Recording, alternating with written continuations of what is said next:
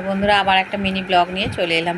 অনেক কাচাকুচি করেছে, যেহেতু অম্বাবাচি ছেড়ে গেছে আর কি, তো সেই জন্য আজকে সকাল থেকে এক গামলা কেচে সব উপরে দিয়ে গেছিলাম। আবার দেখো এখন ঝমঝম করে নামলো বৃষ্টি, আর আকাশটা পুরো কালো মেঘে ছেয়ে গেছে। তাড়াতাড়ি তুলে সিঁড়ি ঘরে মিলে দিয়ে তারপর নিচে চলে এলাম।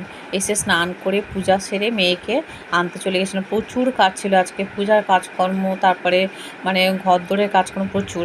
যাই হোক মেয়েকে নিয়ে চলে এলাম। বেলায় আবার এই যে ঝোলটা, নিরামিষ ঝোলটা রান্না করেছি, আর থোড় ভাজাটা বেলায় রান্না করলাম। তো করে মেয়েকে আনতে গিয়েছিলাম, এই তো খাইয়ে দিলাম এসে।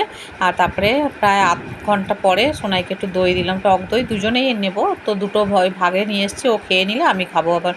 তো তারপরে আমরা একটু ঘুমাবো। আর আবার বৃষ্টি নামছে আজকে। আমি তো সোনাইকে আনতে যেতে যেতে পুরো ভিজে গেছি।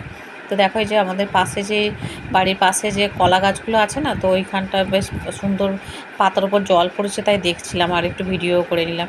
আজকের মিনি ব্লগটা এই পর্যন্ত। চলো বন্ধুরা, দুপুরে একটু রেস্ট নিই, আবার দেখা হবে নেক্সট ভিডিওতে।